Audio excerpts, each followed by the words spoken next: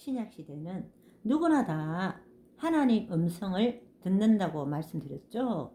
내 양은 내 음성을 듣는다. 그래서 하나님이 나에게 말씀하셨다. 이렇게 말하는 것은 굉장히 신약적인 표현입니다. 그러면 듣는 사람이 그래? 하나님이 그렇게 말씀하셨어? 그래도 나도 성령을 받았고 나도 하나님의 음성을 듣는 사람이니까 하시면서 그것을 분별하셔야 됩니다. 서로가 권면의 수준에서 주고받는 것입니다. 그런데 그것을 분별하지 않게 하고 하나님이 말씀하셨으니까 내가 하는 말은 진실로 하나님께로서 왔으니까 절대 복종 이렇게 해버리면 아니 되옵니다. 그런 표현은 아주 잘못된 것이에요. 하나님의 음성을 듣는다는 표현 그 자체는 신약적입니다. 그러나 전달할 때 굳이 하나님이 말씀하셨어.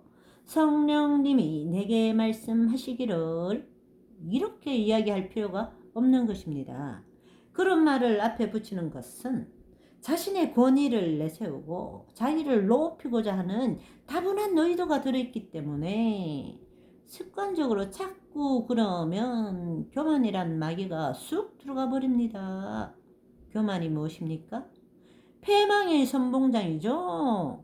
그런 말 앞에 붙일 필요가 없는 것은 우리가 이야기할 때 모두 다 성령 안에 있기 때문에 성령 안에서 다 공감하고 함께 같은 생각과 같은 마음, 같은 영 안에서 다 이해하면 저거는 하나님께로서 온 것이 맞구나.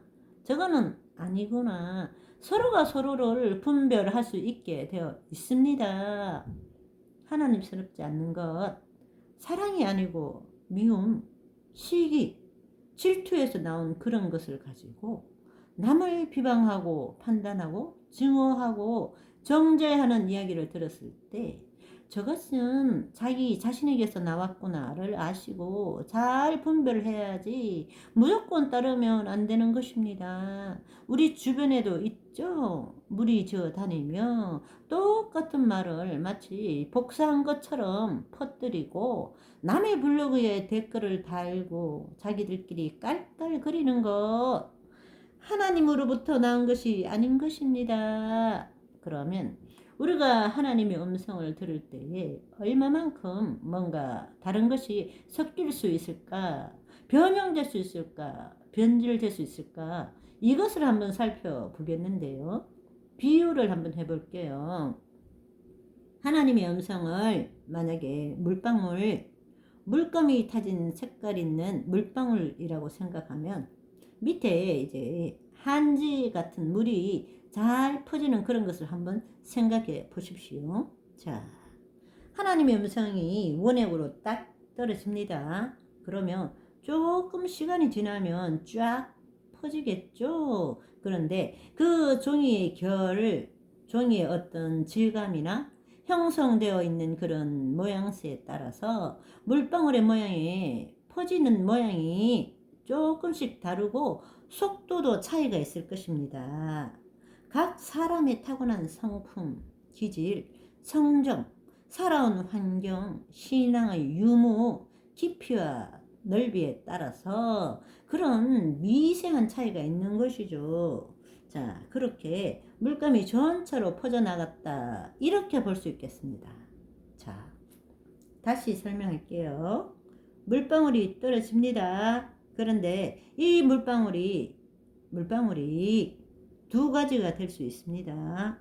마귀가 떨어뜨리는 것이 있을 수도 있겠죠? 지금 물방울이 말씀, 한지, 종이 같은 이것이 각 개인으로 비유를 했습니다. 예수님께서는 말씀을 씨앗으로 또 사람의 심령을 옥토 또는 자갈밭이라는 비유로 하셨죠. 마귀가 가라지를 뿌렸구나 하시면서 누구나 그럴 가능성이 있습니다.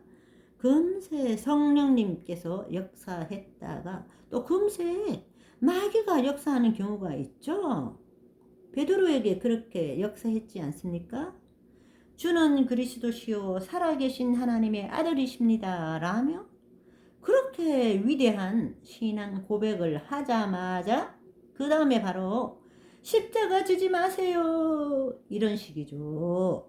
그래서 예수님께서 사탄아 내 뒤로 물러가라 라는 심한 질책을 받았죠. 자기 딴엔 예수님을 너무 사랑해서 예수님을 위해서 말한 건데 인간적으로 나약할 뿐인데 하나님의 생각과 내 생각은 그렇게도 다릅니다. 이런 식으로 오는데 대개는 첫 번째가 맞다라고 이야기하십니다. 왜 첫 번째가 맞느냐 하면 속도의 차이에 있습니다. 영은 바로 나 자신이죠. 성령께서 직접 영으로 주시면 그것이 가장 빠릅니다. 그런데 마귀는 우리의 생각이라는 어떤 기관을 통해서 뭔가를 줘야 되기 때문에 속도가 느릴 수밖에 없는 거죠. 순서로 따지면 그런데 그렇다고 해서 또 너무 순서에 집착하시면 헷갈릴 수도 있습니다. 그래서 우리가 이런 부분을 이해할 때는 하나님의 성품을 성경을 통해서 계속 이해를 해 나가셔야 됩니다. 그래서 이것이 하나님으로부터 온 것이 맞는가 아닌가를 어떻게 분별합니까? 성경의 하나님을 우리가 알면 알수록 내게 지금 말씀하시는 이 음성이 또는 이 감동이 하나님으로부터 온 것인가 아닌가를 분별하는 것이 훨씬 더 쉬워지는 거죠. 쉬운 예로 문 밖에서 누군가가 이야기를 합니다. 그럴 때 그 사람이 내가 아는 목소리면 금방 우리가 받아들일 수 있겠죠? 그런데 모르는 사람의 음성이면은 누군지 자세히 살펴봐야 되겠죠? 그러니까 하나님이 가지고 계신 어떤 분위기, 성품에서 나오는 그 어떤 그런 거룩함과 그런 것이 있습니다. 그래서 하나님을 잘못 이해하고 오해하고 혹은 트라우마가 있는 사람들이나 왜곡된 그런 상을 가지고 있는 분들은 잘못된 음성을 들을 가능성이 항상 많이 존재하고 있는 거죠. 마귀의 소리를 들을 가능성이 도사리고 있다는 것입니다. 그래서 내적 치유나 이런 것이 상당히 중요한 이유가 그런 것을 통해서 하나님을 올바로 이해하고 또 하나님이 어떤 분이신 줄 알았을 때 그 하나님스러운 느낌이 있습니다. 그러니까 하나님스럽다 이렇게 이야기할 수 있겠죠. 성경의 하나님스러운 그것을 음성과 동시에 우리가 느낄 수 있기 때문에 그런 것을 분별하는 것이 훨씬 더 쉬워진다 이렇게 볼 수 있겠죠. 그래서 이런 것들이 더 내공이 이렇게 쌓여가서 계속 하나님 음성을 듣는 것에 내공이 쌓여가면 분별하는 것이 더 쉬워지겠죠. 그런데 어린아이들은 그런 왜곡된 상과 무지함과 부족한 정보 또 그 다음에 자기 자신의 트라우마 이런 것들에 의해서 많은 부분이 왜곡될 수 있습니다.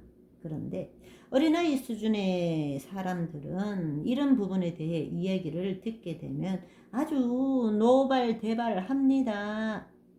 겸손히 잘 받아들이면 장성할 수가 있는데 그 말에 동의를 하지 않고 반발을 하게 되면 그럴듯하게 속살거리는 마귀의 밥이 되는 거죠. 그리고는 자신은 하나님의 일꾼이다 그러죠.